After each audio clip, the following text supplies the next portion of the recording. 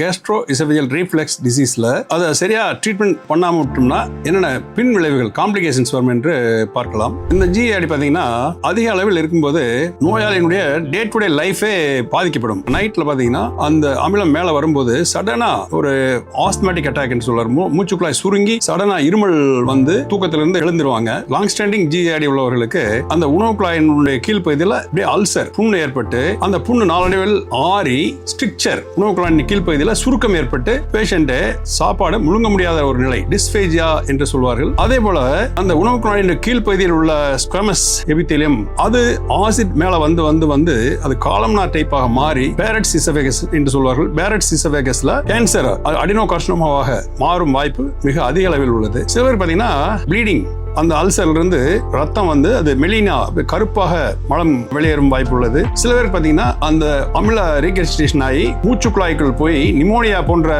அறிகுறிகளும் ஏற்படலாம். இதெல்லாம் ஜிஏடியினுடைய காம்ப்ளிகேஷன்ஸ் ஆகும்.